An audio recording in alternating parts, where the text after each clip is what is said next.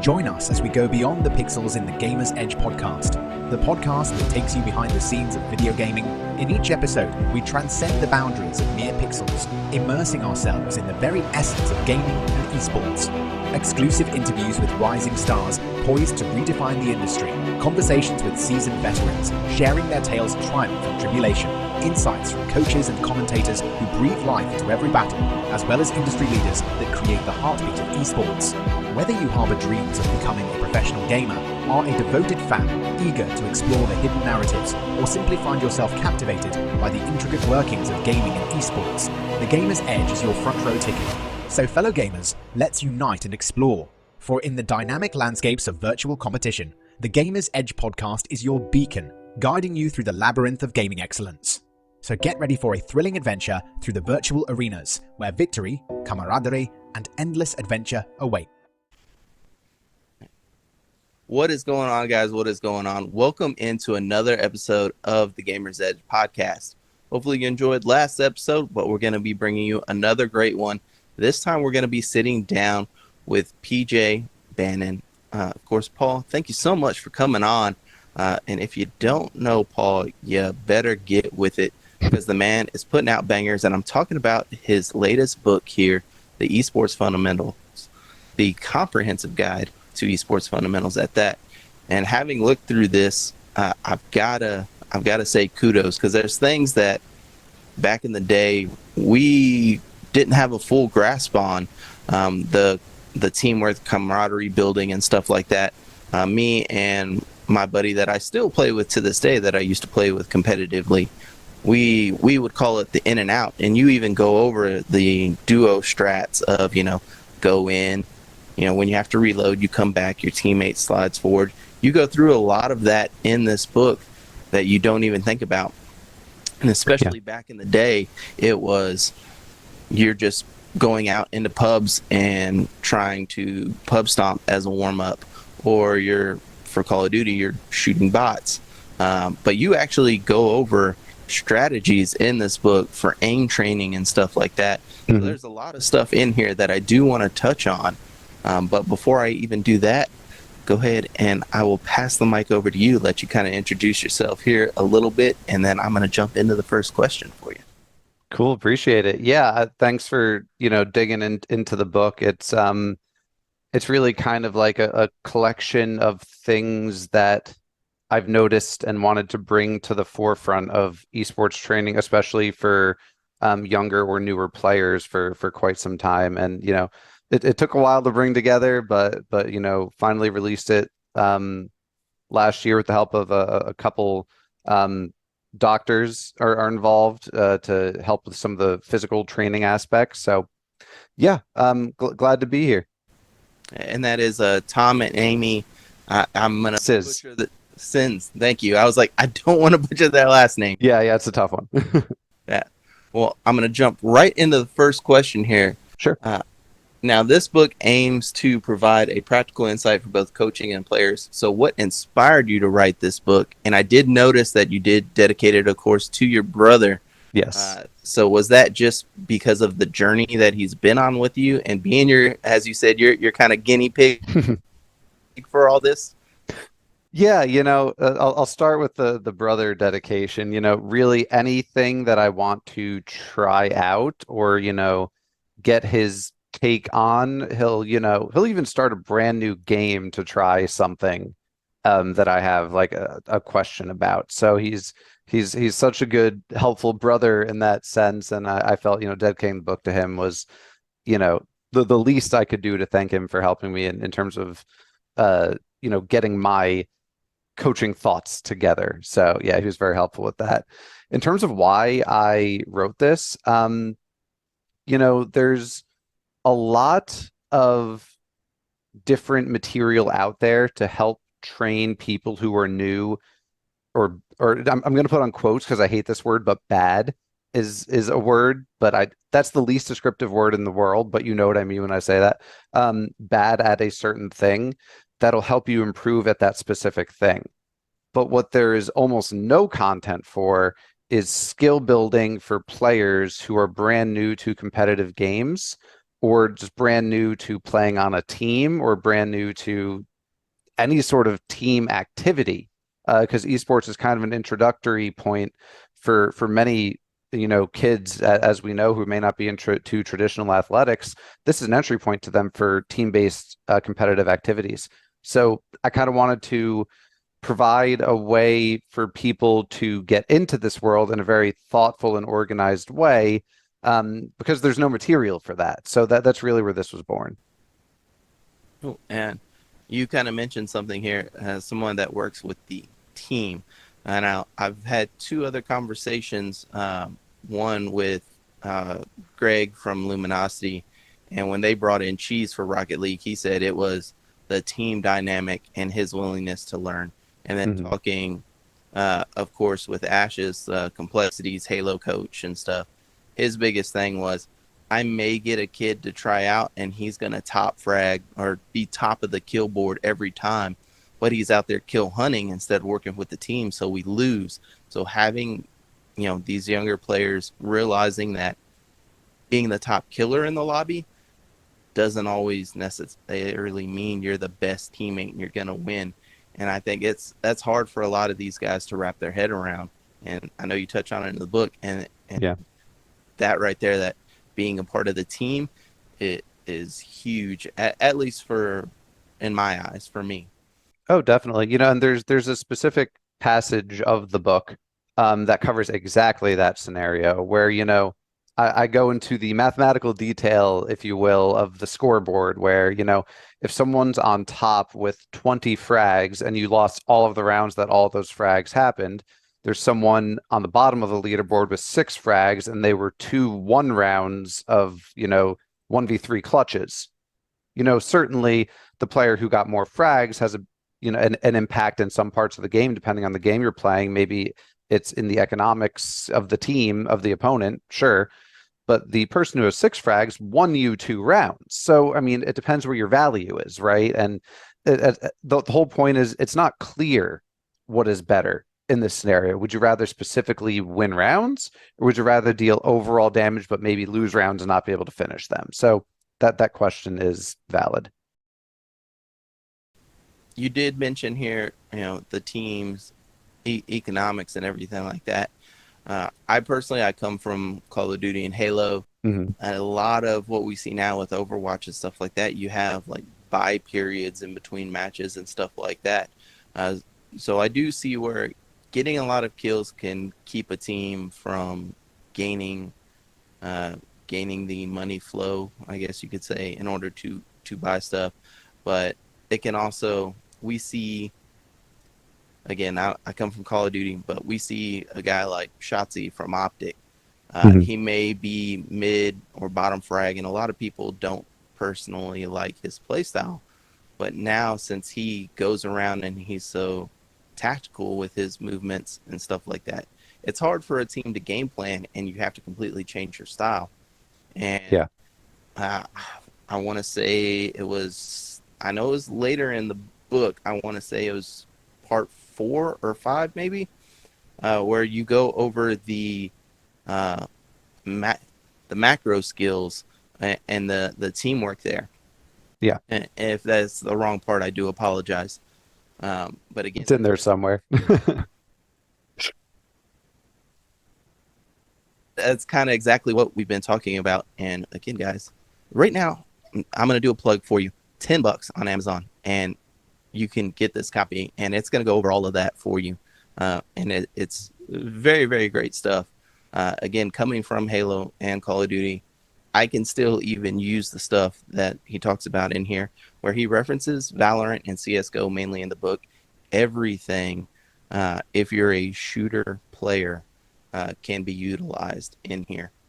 So I do want to say that as well, because I know some people are going to see it and see CSGO and Valorant. I don't play that. Trust me, it's great. It's a great read.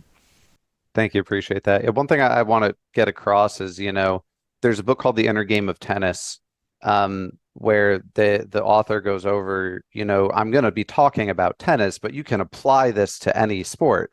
That's kind of the idea behind. Yes, I am referencing specific FPS items and even exercises, but if you get into the book and dig into the overall concepts of improving at a game, a lot of it can be applied across many genres. And I think that's, important to note. But hopefully I do want to write another book of that covers other genres more specifically to, hopefully include more people who aren't quite, shooter people. Yeah, I could definitely see a lot of this transferring over to a lot of these team skill based, like League of Legends and stuff like that. You can almost see some of the team building brought over there as well. Yeah. Oddball question that I'm going to throw at you. We're seeing Fortnite now, changing things up with the ESL, and they're going to be bringing in, I believe it's King of the Hill is one of the things. It's not per se King of the Hill, but I know it as King of the Hill. Do you see that being viable for Fortnite, who's made its bread and butter on being a battle royale, trying to evolve and go into that next step? I think it's a hard question whether or not to say it's going to exactly, work out right off the bat, but I think they're in a really good spot to try different things. I think the battle royale genre is an excellent esport. I think it can be hard to watch sometimes. I think Fortnite, especially considering how fast everything is, it really can be a difficult spectator sport. So, transitioning to something a little bit different, but within the realm of Fortnite, I don't see how it's not, worth trying and seeing what works. I can't imagine it's a incredibly large economic investment for them to, just have another game mode and play a little bit. And whether it's like if they're investing into prize pools, that's fine. They have plenty of money to do that. So we'll see. Yeah. And I know if you're at home, you're like, man, why are you asking this guy that wrote this book about what he thinks of Fortnite? It's because this man is also a coach. When we're talking high school level, you've helped create one of the biggest leagues taking off at the high school level in the U.S. right now. You're one of the co-founders for that. You've done it at the collegiate level. You've done it with Cloud9 at the professional level as well. So the man knows what he's talking about, guys. So make sure, again, I hate to play it so many times, but I want to make sure they realize that you're not just a guy that sat down and thought, hey, I can write this book, but you actually have the skins on the wall to back it up and know what you're talking about. But now on to my next question. I just kind of mentioned everything that you've done. So your journey in esports, you've gone through various levels from high school to professional. How has your approach evolved when coaching different skill levels from, Cloud9 and everybody there down to that high school level? I was really glad when I saw this question kind of outlined, because I think my answer kind of lends well to what I think my coaching style is, where I really don't change how I coach very much. And that may sound like wild, right? Like, how do you coach a high school student the same as, a very high level college player versus like someone who's in the top 10 in North America in Heroes of the Storm, right? But I think it really depends on your definition of coach and what your role as a head coach of a team is. I think my role is to bring the best out of the players, both short term and long term.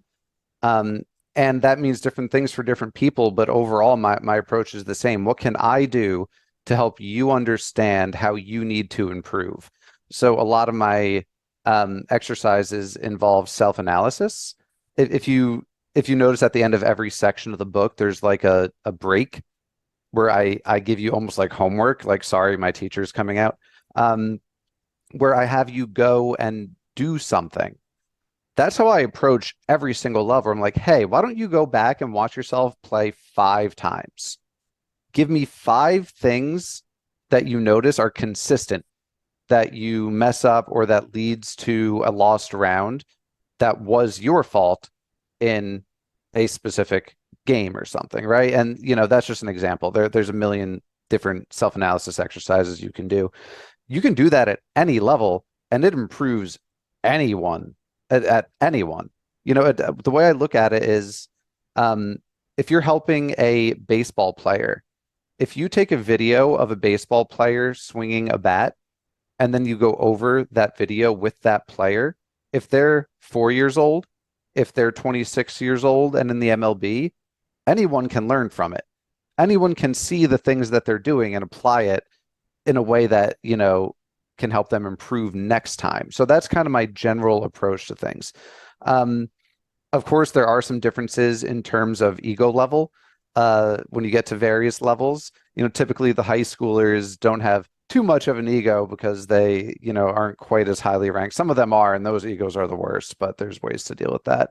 But again, it's really my job is to help them improve as much as possible. And I think if you stay really consistent with players with a large ego, you can kind of get past that ego and let them know your ego doesn't matter. Winning matters. So have your ego all you want. Don't annoy me with it, but we're going to improve no matter what.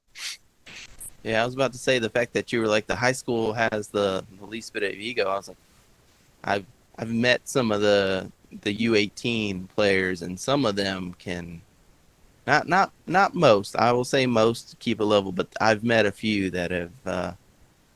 We'll just say they irk you with how they feel about themselves. Oh, totally. I had the advantage of being their teacher as well as their esports coach. So I think my teaching pedagogy and the way that I approach them in the classroom and our relationship led to them if they were feeling really full of themselves, they were able to like tamper it down because they knew how I would deal with it.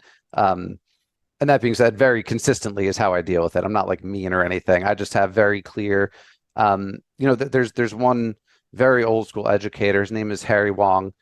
He talks about consistency and actions and repercussions and how to set these routines such that there's an expectation of, it's not just that you expect good behavior. It's like, well, if you choose to do this, this happens. If you choose to do this is the repercussion. It's lined out for you, and I know that sounds so simple, but really putting it into practice in the classroom as well as your esports coaching for the younger kids, it really helps a lot in terms of, ego management and team issue management. Yeah, and and that's actually a skill that not just in esports you can take to real life, because I don't think people quite grasp that to that level, just yet, in some aspects of their life. But I do also want to say real quick on what we originally started to touch on. VOD review gets done at the pro level consistently by every team. I've never met a team that doesn't do VOD review. So if you are trying to come up and you're not doing VOD review, you're just hurting yourself. Yeah. But yeah. You've emphasized, your education, being a teacher, and everything like that. So what's the importance of emerging educational techniques with esports proficiency in your coaching philosophy? And could you elaborate on how you integrate these approaches to foster both cognitive and technical prowess in your players? Sure. That's, I kind of touched on this a little bit, but it's a really loaded question. I think that it depends what you're trying to get out of your esports program with how you're going to approach it in an educational way, right? I use my classroom management skills to help manage my competitive esports team, right? That's kind of my ideal approach to it in the way that I like to handle it. There's a lot of people out there who don't like to run a competitive esports team. They like to run a gaming club that has a lot of educational aspects to it. Totally fine, but I think it needs to be differentiated because there's kind of that real lack of differentiation in the field right now, where we're kind of taking, like, if you have a sports camp for like traditional sports where you're playing all these fun sports, hooray, like, yeah, no one argues that that's a good thing. But then there's also the focused football team that focuses on competition and less of the community and the fun aspect. And that's kind of just understood that will happen through playing this sport. So wrapping around back to esports, I think that we can have these highly educational larger camps or larger, or gaming clubs that focus more on education bits, that focus more on STEM and STEAM educational values. That's excellent. I hope those never, ever, ever go away. And, in terms of like bringing your teaching abilities into that, it just is another class. But I do think it's really important to differentiate, to have a focused competitive team that plays a specific game and improves at that game versus your generic gaming club focused on the specific educational, like you could write a lesson plan day by day for your gaming club, Nice. So how do you, I'm trying to think how to frame this now. So how do you take that to the collegiate level? Because one of the questions I'm going to get to down the line, I'm going to kind of set it up here a little bit, is you see, of course, with the founding of the high school level that you've just done, but you see now with like the NECC, there's a lot of these collegiate organizations, we'll say, coming up. We just saw the first big Power 5 esports conference kind of come to fruition and everything like that.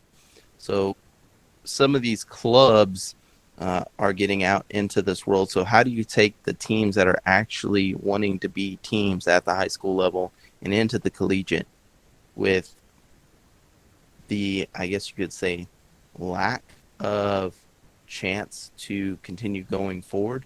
But of course, there's so many kids that would love to play video games at a competitive level professionally.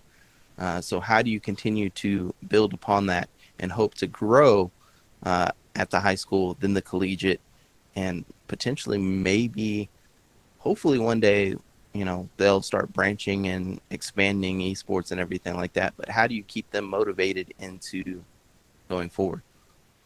Great question. And that's the question that I ask people whenever I get the chance. How are we developing this? Because I really don't think there's a clear line right now.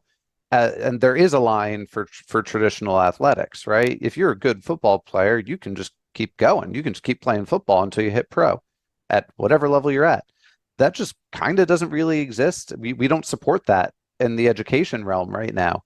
And that's because I don't think people, like I said before, I don't think people are separating gaming club versus competitive team enough. And as you mentioned, the collegiate clubs that are coming up, great, love it. I wish now I have issues with NCAA, as I think anyone else does, but those larger athletic organizations, they need to pick it up and they need to support it as they do traditional athletics, or someone does. That doesn't even need to be NCAA, but it has to be in the same way. And I think you need to get professional teams involved somehow. And I think that's where it gets tricky because I think esports is kind of doing things backwards from traditional athletics in many ways, right? People just started playing football, right? And then, the way that football is designed, like, you can start at a younger age and like get better as your body gets, transforms into it. But, esports, you can be at your prime of your esports career when you're 15. And how do we deal with that? What does that mean? Does that mean there's no path to pro because you could be at your prime at 15? Or have we not developed enough training to realize that this 15-year-old has a lot of potential and could be twice as good when he's 25 and could be on a professional team and, best in the world? So I think if we develop these pathways a little bit better, I think that'll be a more answerable question. But right now, it's just not there. Yeah, and kind of to touch on what you were saying, you see guys like, again, I have to reference Call of Duty and stuff like that. You see a guy like Hook, who in Advanced Warfare was one of the best in the game, and then Call of Duty, the league, MLG, and everything like that said, hey, we're going to put an age cap on it, and he had to sit out an entire year before he could come in. Mm-hmm. And some would argue he's never been the same player. He's been a great player and everything like that, but he has not been the same player as he was because he had to sit out an entire year. Yeah. So definitely finding that pathway for these young guys to stay locked in would be a great thing. Yeah. So transitioning, of course, from coaching at the high school level to working with professional teams like Cloud9, what would you say the biggest mindset difference would be from a organization standpoint? How do you feel like Cloud9 handles developing their people versus collegiate and high school? Um, that is it's the mindset part, I would say really comes down to the players because as an organization, of course, the goals are just completely different, right? Like Cloud9, it's like, well, how many can we win? The higher ups are asking. It's not like can we build camaraderie and have a good time. Um, so just in terms of, mindset, you really got to look at the players and how they're approaching it. At the high school level, the player's mindset may be like, I have a crush on somebody who joined the team, so I'm here. It's not like I'm here to win as many games as possible. Where, of course, the professionals are here to win games. Whether or not it's to improve or not that's a separate mindset question for the professionals. But then what it comes down to is which exercises you can do with these players based on this mindset. So, for example, I have an exercise that I did with my high level players for Heroes of the Storm where our exercise was to use zero voice communication, right? For an entire game or whatever. That's really hard to do at a professional level. At a high school level, that's very easy to do because they're not talking anyway. Like no one talks in competitive games. So you have to kind of approach that differently. But I mean, overall, the goal is the same. If they start here, bring them here. If they get here, great. Would you say that's something that so I've read most of it, but I haven't read it all yet. Mhm. But I don't remember seeing anything about vocalizing and being able to do call outs and purposely say what happened rather than say, oh, dang, he killed me. Say, hey, there was two here in this room when I went in. One's in this corner, one's in this corner. Is that a part of your training, and is that something that I maybe overlooked in your book, or is that something that is going to be in the part 2? That is, it might be a whole chapter in the book. It is I really do dig deep into communication quite a bit because as you mentioned, it's just so critical. One of the biggest things that these high school players do, they'll just like scream when they lose a fight or something and just like be aggravated. It's like, well, what information does that tell your teammate, right? And this comes from lack of proper training. This comes from lack of watching professionals play for the purpose of learning. This comes from lack of, I don't know, caring about improving or winning, really, right? That's kind of what it all boils down to. So yeah, the quote you said about the drastic incorrect call out is like almost word for word the one that I have in the book. It's pretty crazy how like kind of universal us who have thought about this understand like almost exactly that to be just a disastrous call that like throws the round. Yeah. Well, you did mention, of course, Heroes of the Storm. Yeah. And you were the head coach and the co-founder of Psycom Esports. You achieved significant, sorry, I can't talk all of a sudden, significant success in both Heroes of the Storm and CSGO. Can you share some key strategies that you used with those teams as well? And what would you say is the biggest team achievement from these games? Yeah, that's a great question. I'll start with Heroes of the Storm. So SciComm was actually the first coaching gig I ever had when I first, me and a buddy founded SciComm Esports. Um, and some things, so I really had more learning to do than the players did. That they were excellent. I was really fortunate to know some really, really high quality players for the game. And I was kind of finding my footing in terms of coaching. Um, so actually, one of the more successful coaching strategies that I used for the Heroes of the Storm team came from my really good friend to this day, Luda. Um, he kind of took over at some point because I was doing such a bad job at coaching and said, "Hey, we're going to try these exercises in communication during game."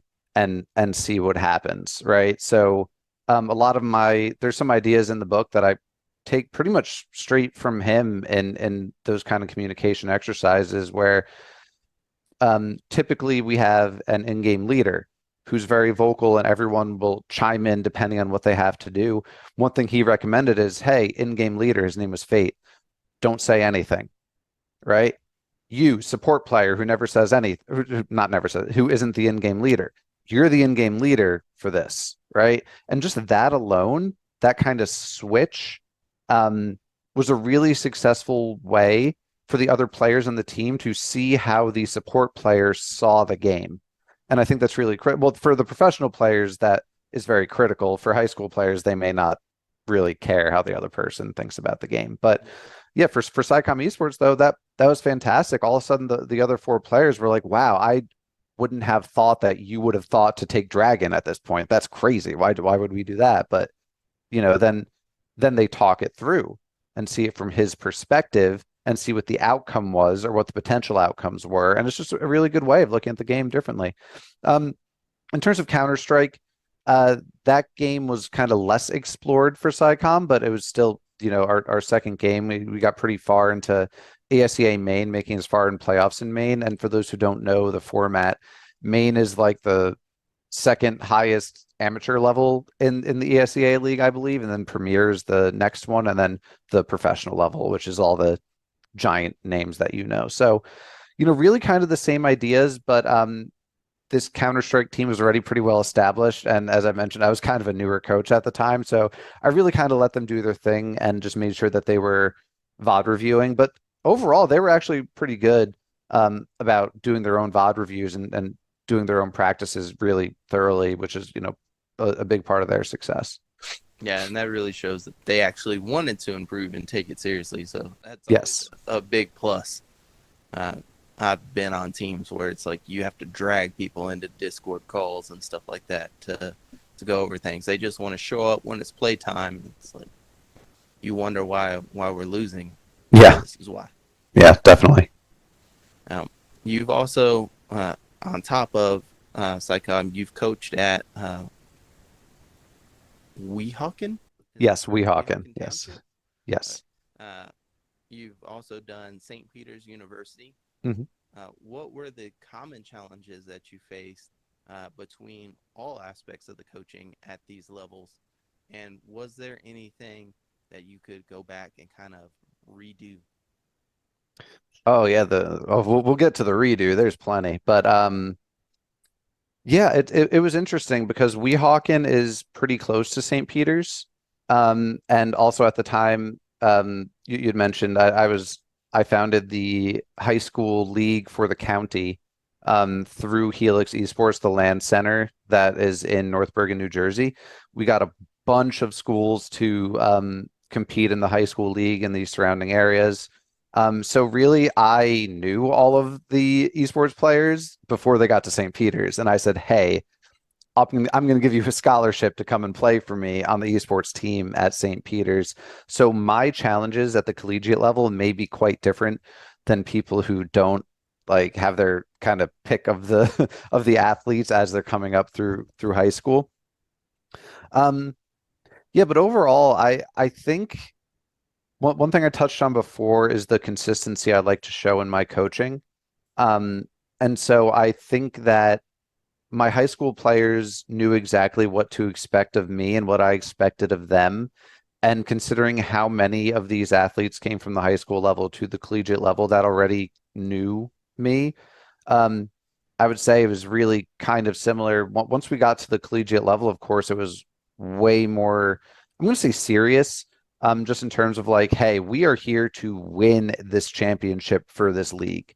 We're going to practice this many times. It was much more scheduled, regimented practice where each collegiate team had 2 play practices, 2 on keyboard, if you will, and 2 book practices. Whereas more strategic planning, it was more VOD review, it was more opponent scouting, writing things down, talking, review. And so there's 4 expected practices per week, where at the high school level, it was only 1 time a week. So maybe the biggest challenge at the high school level was really getting the students and athletes to understand how serious it is to improve a lot.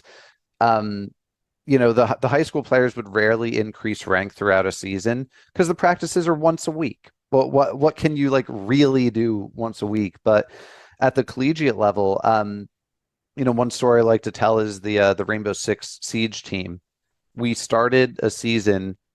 All of the players except one were console controller players, because Siege is a very popular console game. The collegiate league is PC, mouse, and keyboard.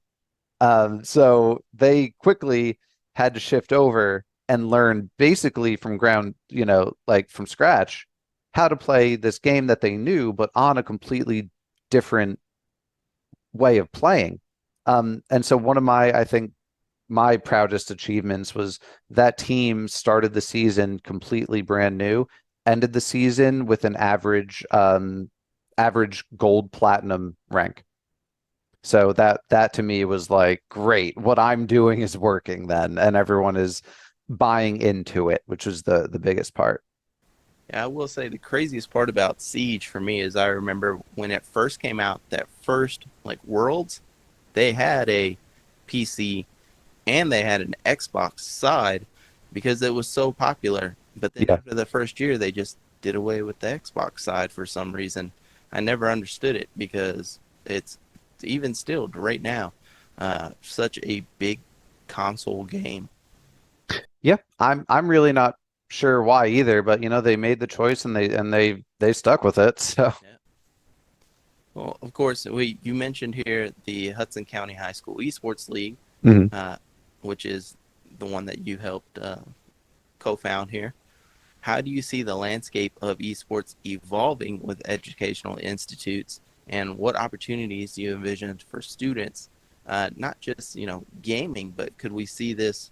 Of course, I'm in a sports broadcasting right now, Mhm. trying to get into the production side of esports and stuff like that. Could we see maybe some of these institutions also start showcasing that side of esports?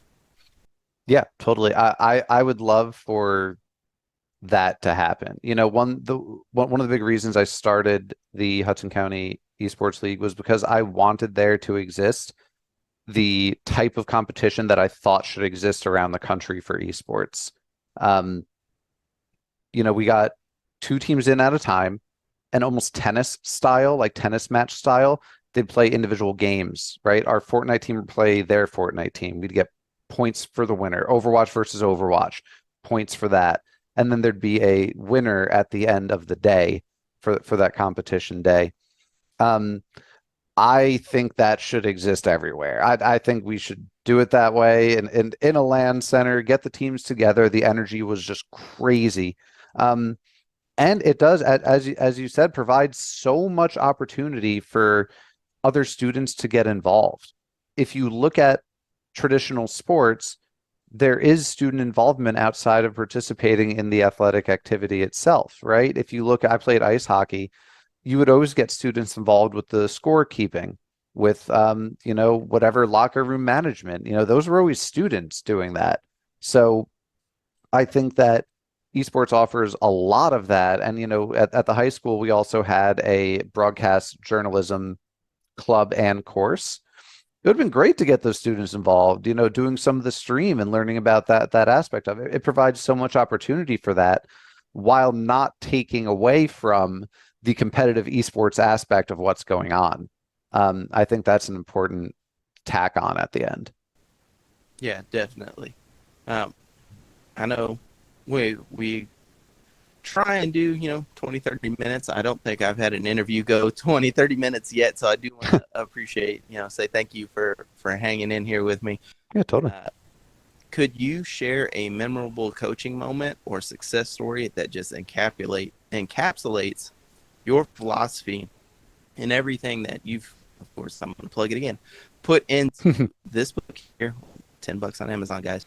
And I know y'all been listening and being like, damn, PJ knows what the hell he's talking about. So go pick it up. But what's that memorable moment? And was it in game? Was it out of game where you just connected with the player? what has been your best moment? Good. That's a very good question. I think, the Rainbow Six Siege growth throughout the season is a really, really big one for me. It really showed that was the first time I think from beginning to end, everything just clicked and everyone was bought in and showed that drastic improvement. And it was really, really huge. One other story I want to tell, it might be in the book. I forget. Um, I was coaching a high school level Overwatch team. And it wasn't our first season, but everyone on the season prior was a senior. So it was a fresh season for Overwatch. I was teaching them about meta compositions and what the meta means and telling them what characters to pick in Overwatch for a certain map. And but actually, it was even more high level. It was for every map. Just because when you're at that level, sometimes you just want super consistency. And of course, it was met with like, I don't play this guy. Like, what do you mean? This doesn't make sense. Why would I do it for this map or something? So one thing I'd like to do, give a little bit of a lesson, give a little bit of just like free play time at the end. Like it's like turn your brain on, turn your brain off stuff that I mentioned in my book. So we had brain on time where it was meta play, teaching how these heroes interact. And then after it was like, okay, now play whatever heroes you want. Go ahead. And they said, oh, thankfully, we get to go back to what we like doing. 5 minutes in, they're playing their characters that aren't meta. It's not a meta composition. 5 minutes in, they all switch to the meta comp. And then they start winning and they start enjoying themselves. They start understanding why what you're saying makes sense. So that's something else I like to talk about where it's like, oh, if you teach these fundamentals and things that make sense, when they're not even thinking about it, they just kind of went back to it and worked with it. And that's kind of the whole idea of the book. Teach these things, have players think about these things, have them so ingrained in their brain that when you say, all right, go ahead and just play now, that suddenly they're playing fundamentally sound and suddenly they're playing really well just because those things just become part of their play. Well, I do want to say thank you again. My final question to you is, looking ahead, do you believe, what do you believe are the next frontiers and emerging trends in esports coaching, and how do you plan to stay ahead of the curve in this industry? No, it's another great question. I think that my book is my attempt at staying ahead of this curve and trying to push the curve in the direction that my book wants to go. I think, one of the reasons I didn't touch on this before, but one of the reasons I wrote the book was because there's so many people getting involved with scholastic esports that have zero experience in esports whatsoever. And they don't really have a way to help their players improve, right? And there's, you could look up a million YouTube videos, but everyone's saying different things. What's even their experience? Like one guy's talking about crosshair placement, but there's like weird memes all over the video. You can't even like learn anything. So I really just wanted this focused, much more boring than than a meme-filled video collection of pieces to help guide scholastic esports in this competitive direction.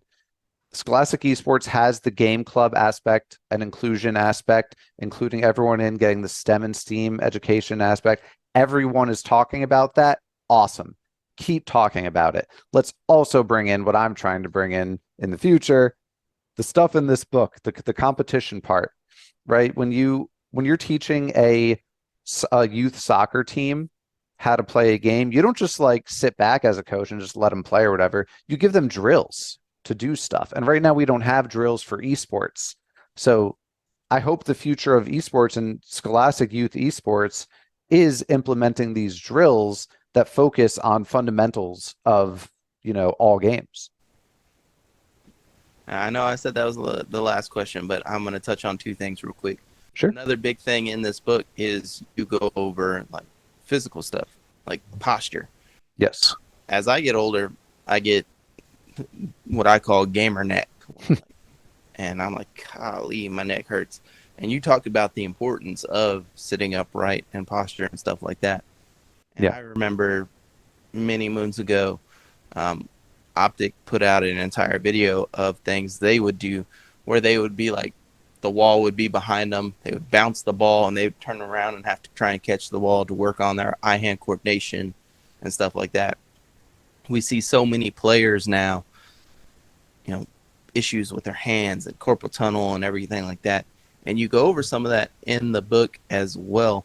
Mhm. So I do want to say that's also going to be a big, big part of hopefully in that high school level into the collegiate is you start teaching these guys how to take better care of their body, because unfortunately in esports we're just sitting on our butts, Yeah, for hours on end.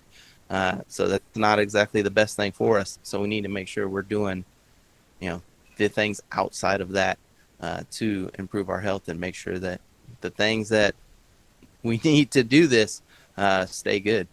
totally. And on that point, Fit Gamer, who works with Cloud9 as their physical trainers, that Fit Gamer is excellent. They have a lot of content that's great for younger players as well as professional players. It's really, really great stuff. I would check out Fit Gamer. Definitely. Well, again, I can't thank you enough for coming on and speaking with me. Y'all have seen me hold it up.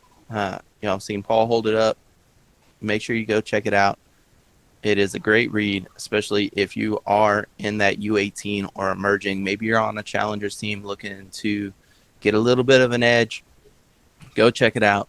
It's on sale again on Amazon right now for $10. You can't beat it. Go check it out.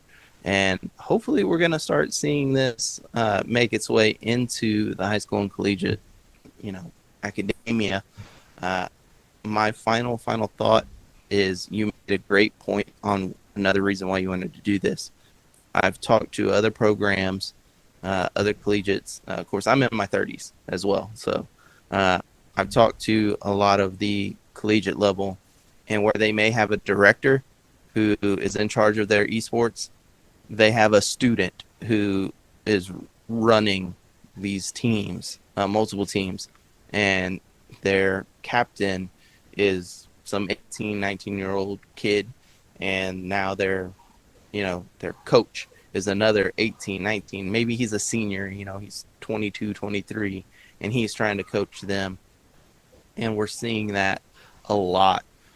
So another thing I would love to see is actual trained coaches start coming in and taking these jobs in these collegiate levels, offering jobs for that esports side. Yeah, that'd be excellent. And one more thing I'd just like to point out about the book, I actually give it away for completely free for educational purposes. So if you're a middle school, high school, collegiate, or you run a camp or anything, I give the book away completely free. So please reach out to me so I can get you a copy if you're looking for one. Hey, PJ is out here doing everything he can to help the youth in esports grow. So make sure give them a follow. Go check out the book. Uh, and if you are a director or anything like that, reach out to him. Let's try and get this out as much as we can. Y'all know how much I advocate for esports and everybody in esports. And I am 100% behind this book. And PJ, thank you so much for coming on today. Any final thoughts before we wrap it up? Thank you so much for having me. I love, talking about this stuff, trying to get the good word of competitive esports out there. So thanks for having me. Not a problem at all. Thank you guys again for tuning in to another episode of the Gamer's Edge podcast. We will check you out next time. Peace.